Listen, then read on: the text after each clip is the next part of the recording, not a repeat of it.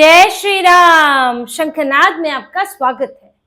कांग्रेस ने वक्फ बोर्ड संशोधन बिल पर संसद के अंदर बढ़ चढ़कर विरोध कर लिया, मुसलमानों की भर भर कर बातें कर ली, लेकिन इसके बावजूद भी राहुल गांधी अब फंस गए हैं। राहुल गांधी ने जो शातिर तरीका अपनाया, जो उन्होंने संसद के अंदर किया, उसको लेकर राहुल गांधी निशाने पर हैं और बुरी तरह फंस चुके हैं। और राहुल गांधी को लेकर अब सवाल उठने लगे हैं, और ये सवाल अब एक तरफ से नहीं चौतरफा उठ रहे हैं। क्या मुसलमान, क्या ईसाई, क्या हिंदू और क्या उनके अपने ही नेता, जो राहुल गांधी की वक्फ बोर्ड संशोधन बिल को लेकर जो उन्होंने रणनीति अपनाई, जो उन्होंने तरीका अपनाया, उसका विरोध हो रहा है। देखिए, वक्फ बोर्ड संशोधन बिल जब पेश हुआ लोकसभा में, तो उसमें कांग्रेस की तरफ से जो सबसे ज्यादा बोले उसमें थे गौरव गोगोई, जो कि उपनेता है, विपक्ष के उपनेता है। इमरान मसूद को मौका मिला और इसके अलावा इमरान प्रतापगढ़ी को मौका मिला, लेकिन राहुल गांधी नहीं बोले। राहुल गांधी संसद में मौजूद रहे, बीच बीच में गए भी, रात के समय पर भी गए, जिस पर ये बात कही जा रही है कि वो सिर्फ वोटिंग के दौरान आए, तो बीच में वो गायब भी रहे और उन्होंने एक शब्द इस बिल पर नहीं बोला। राहुल गांधी वहां होकर भी वहां मौजूद नहीं रहे। इसके अलावा इनकी बहन प्रियंका वाड्रा, वो तो संसद में थी ही नहीं, जबकि व्हिप जारी था कांग्रेस की तरफ से। कांग्रेस ने दिखाने की कोशिश की थी कि हम सब, हमारे सांसद बढ़ चढ़कर इसका विरोध करेंगे, मिलजुल कर हम इसके खिलाफ वोटिंग करेंगे, लेकिन प्रियंका वाड्रा वहां थी ही नहीं।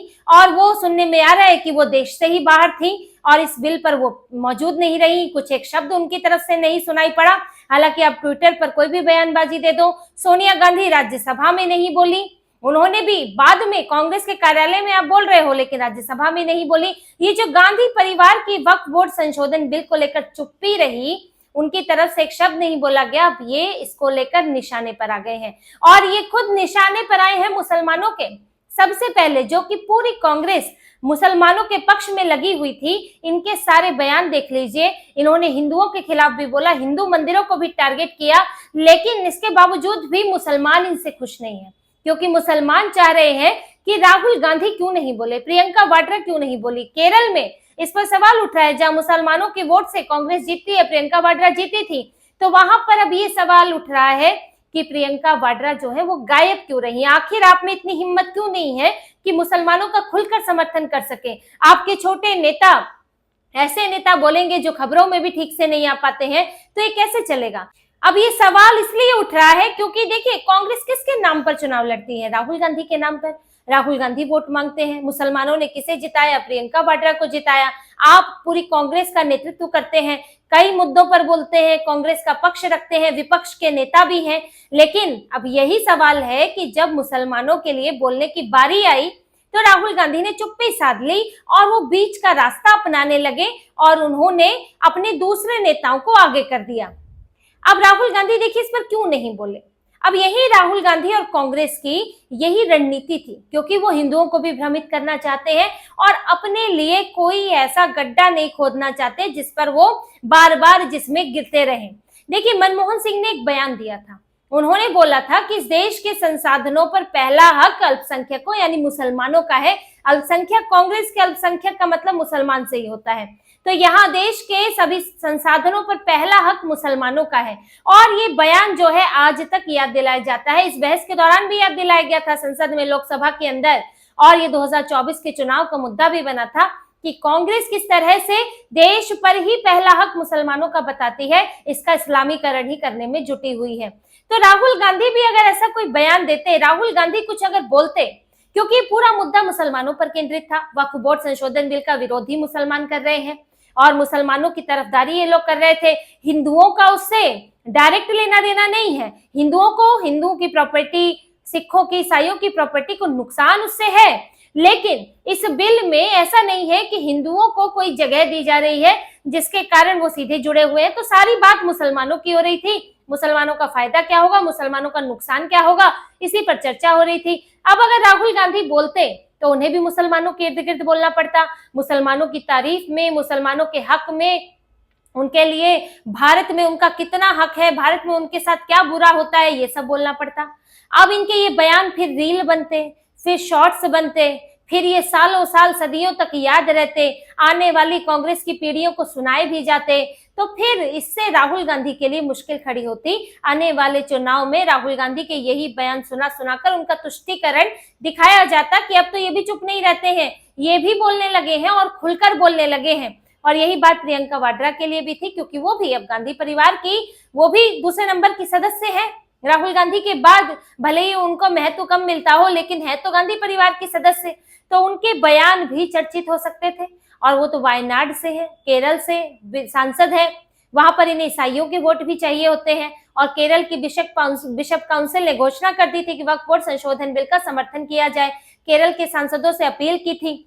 हालांकि कांग्रेस ने क्या किया, उन्होंने मुसलमानों को चुना और प्रियंका वाड्रा चुप रही, ताकि वो कोई बयान ऐसा ना दे दे कि फिर वो वायनाड में घुमाया जाए, पूरे केरल में घुमाया जाए और फिर मुश्किल हो जाए इनके लिए, वहां भाषण देना मुश्किल हो जाए आगे चलकर। इसलिए दोनों भाई बहन ने चुप्पी साध ली, लेकिन इनकी चालाकी ज्यादा छुप नहीं पाई, इन पर ही भारी पड़ गई और केरल में ही इनका विरोध होने लगा, वो भी इनकी सहयोगी पार्टी द्वारा। IUML, इंडियन यूनियन मुस्लिम लीग, जो कि कांग्रेस की सहयोगी पार्टी है, राहुल गांधी को बड़ी सेक्युलर लगती है, जबकि मुस्लिम लीग वही है जिसने भारत का विभाजन कराया, जो उस वक्त उसका हिस्सा पाकिस्तान चला गया, फिर भारत में ये बन गई।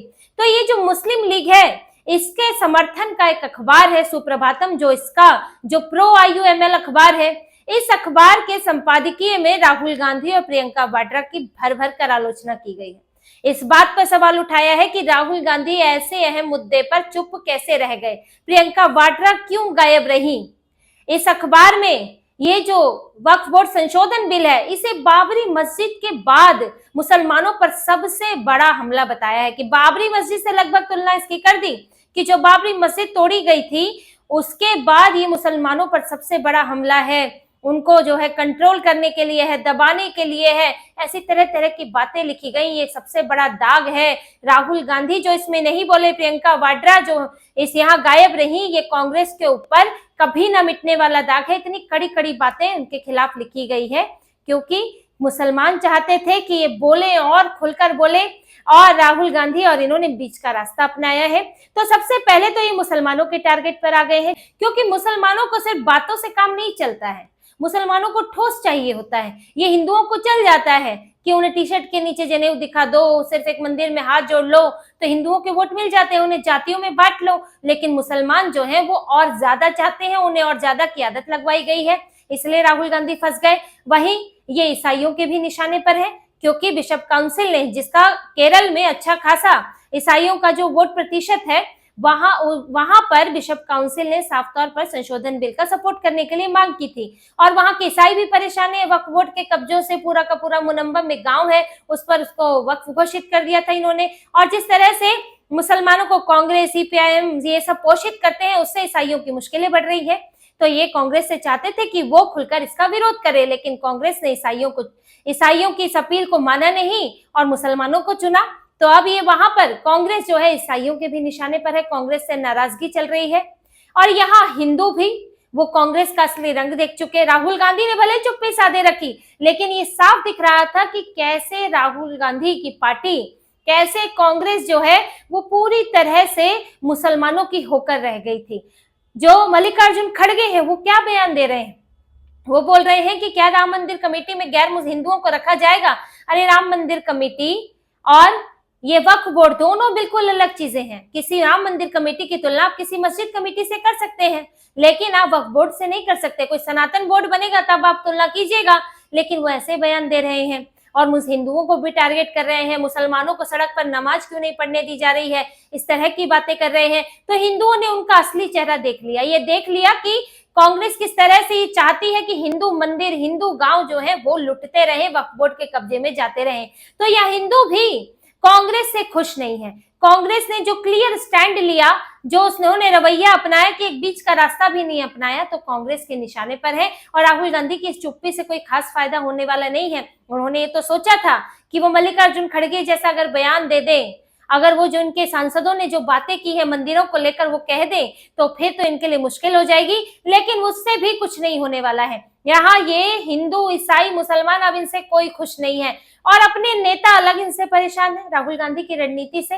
क्योंकि इस पूरे जो संशोधन बिल पर जो चर्चा हुई है, इस पूरे मामले को लेकर, इस मुद्दे को लेकर सिर्फ मुस्लिम नेता ही फ्रंट फुट पर हैं, वही सामने हैं, वही जो है बोल रहे हैं इसको लेकर। वही जेपीसी में भी सबसे ज्यादा इन्होंने अपने मुस्लिम सांसद भेजे थे, सिर्फ एक थे गौरव गोगोई जो गैर मुस्लिम थे। इसके अलावा जो केस भी किया गया है वो मुस्लिम सांसद की तरफ से किया गया है। तो इसमें मुस्लिम सांसद बढ़ चढ़कर सामने आ रहे हैं और जिन पार्टियों ने इसका समर्थन किया वक्फ बोर्ड संशोधन बिल का, उसके भी मुस्लिम सांसद जो है वो इस्तीफा दे रहे हैं। पूरा मामला मुसलमानों का बनकर रह गया। प्रोटेस्ट हो रहा है अहमदाबाद से लेकर यहाँ रांची में, कलकत्ता में मुसलमान ही सड़कों पर उतरे हुए हैं। हिंदुओं का, सिखों का, इनका कोई इससे लेकर ये नहीं कि वो समर्थन में उतरे हुए हैं, लेकिन मुसलमान ही विरोध में उतरे हैं, मुसलमान ही जो है समर्थन में उतरे हैं। तो इससे जो है ऐसा लगने लगा है कि कांग्रेस मुसलमानों की पार्टी है, कांग्रेस में सबसे ऊपर जो है मुस्लिम नेता है, उनको ही भर भर कर इंपॉर्टेंस मिल रही है और वो अपने इलाके में बचाने के लिए यहाँ पर बढ़ चढ़ कर विरोध कर रहे हैं संशोधन बिल का कि आपको अपने यहाँ, इनको तो मुसलमानों के वोट मिलते हैं और जिन इलाकों में लड़ते हैं मुस्लिम बहुल इलाके हैं, वहां तो जवाब देना पड़ेगा, आपको बताना पड़ेगा आपने क्या क्या बोला मुसलमानों के समर्थन में, हिंदुओं के विरोध में, यही तो इनको वोट मिलने का कारण बनेगा। लेकिन इससे जो है कांग्रेस के हिंदू सांसदों को परेशानी होने लगी है। अब कांग्रेस की छवि एक मुस्लिम समर्थक पार्टी की पूरी तरह बन गई है, जिससे अब इनके हिंदू जो सांसद है उनको अपने लोकसभा क्षेत्र में, विधानसभा क्षेत्र में मुश्किल होने लगी है। अब सांसद जो है, जब आप वोट डालोगे वक्फ बोर्ड संशोधन बिल के विरोध में, तो आपको अपने लोकसभा क्षेत्र में जवाब देना पड़ेगा। अब महाराष्ट्र में अगर इनके सांसद हैं तो वो जो हिंदुत्व की जहां सरकार बनाई गई है वहां क्या जवाब देंगे, तो ये मुश्किल तो आएगी ही। इससे जो करीब 30-35 सांसद हैं कांग्रेस के, जो इस बात से, इस तरीके से खुश नहीं है, जिनका कहना है कि इस तरह से स्ट्रॉन्ग स्टैंड नहीं लेना चाहिए था। आप ये ठीक है, आप वोटिंग कहाँ करते हैं, लेकिन जिस तरह से इनके सांसदों ने बोला है और आपने सिर्फ मुस्लिम सांसदों को आगे किया है और सिर्फ मुसलमानों की बात की है, तो इससे पार्टी को आगे चलकर लॉन्ग टर्म में नुकसान होगा और कांग्रेस की छवि जो है वो हिंदुओं के सामने कमजोर होगी। और इसके कारण इनके सांसदों की भी अपनी नाराजगी जाहिर हुई है, पार्टी के अंदर जाहिर की गई है। और इससे पहले जब रणनीति बन रही थी तो भी उस पर सवाल उठे थे। और देखिए स्थितियां तो यहाँ तक है कि कर्नाटक में जो ये आरक्षण बांट रहे हैं, मुसलमानों को 4% आरक्षण दे रहे हैं, ये कॉन्ट्रैक्ट के अंदर दे रहे हैं कि अब ये हिंदुओं को कमाने भी नहीं देंगे फेयर तरीके से, ये स्थिति है। इन्होंने गौरक्षा का कानून खत्म किया, धर्म परिवर्तन के कानून पर इन्होंने सवाल उठाए। तो इसको लेकर सिद्धारमैया की सरकार जो है वो पूरी मुस्लिम तुष्टीकरण वाली सरकार बन गई। अब स्थिति ये हो गई कि डीके शिव कुमार को कुंभ जाना पड़ रहा है स्नान करने के लिए, पाप धोने के लिए। डीके शिव कुमार खुद को हिंदू बताते फिर रहे हैं, सदगुरु के साथ मंच साझा कर रहे हैं, क्योंकि नाराजगी तो है। डीके शिव कुमार की एक अपनी नाराजगी है, वो एक अलग बात है, लेकिन कांग्रेस से भी नाराजगी है। कांग्रेस को मुसलमानों ने किनारे किया हुआ है। वो यूपी में सपा को वोट देते हैं, बिहार में राजद को वोट देते हैं और बंगाल में ममता बनर्जी को वोट देते हैं। इसलिए कांग्रेस मुसलमानों का वोट पाने के लिए अब किसी भी स्तर पर गिरने को तैयार है। लेकिन अब ये हद हो गई है कि मुसलमान भी इनसे खुश नहीं है, क्योंकि ये थोड़ा सा जो बीच का रास्ता अपना रहे हैं ताकि इन्हें हिंदुओं को बांटने में मदद मिले। वोट तो जो मिले अलग बात है, लेकिन अभी जो ये बांटने की कोशिश कर रहे हैं जाति जनगणना के नाम पर, उसमें मदद मिले, हिंदू इनकी बात सुने, तो उसके लिए कि रास्ता छोड़ रहे हैं। लेकिन इनकी सारी चालाकी अब सामने है और इन पर सवाल उठाने वाले सबसे पहले मुसलमान ही है और राहुल गांधी से जवाब नहीं देते बन रहा है। प्रियंका वाड्रा को कह रहे हैं कि अमेरिका में थी, कोई रिश्तेदार को कोई बीमारी है तो उनसे मिलने गई थी। अरे भाई, ये आज से शेड्यूल है कि वक्फ बोर्ड संशोधन बिल कब आने वाला है, ये आपको कब से पता है? अमेरिका से आपको आने में कोई 2-3 दिन तो लगते नहीं है, आप तो कभी भी फ्लाइट लेके आती, यहाँ शामिल हो जाती। लेकिन जब एब्सेंस रहना हो, जब अनुपस्थिति रखनी हो, तो कोई भी बात, इस तरह की बातें बोली जाती है। अब निजी इनकी यात्राएं हैं तो कोई भी कारण बता सकते हैं, क्योंकि गायब रहना था यहाँ पर वायनाड के, क्योंकि सांसद है तो किसी एक का साइड ले नहीं सकती थी।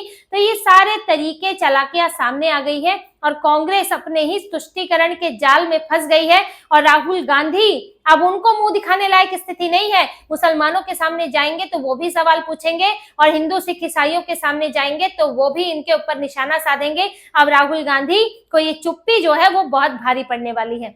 तो इसी तरह की और खबरें और विश्लेषण आपके लिए लाते रहेंगे। हमसे जुड़े रहिए, सब्सक्राइब कीजिए, कमेंट कीजिए। बहुत बहुत धन्यवाद। जय श्री राम।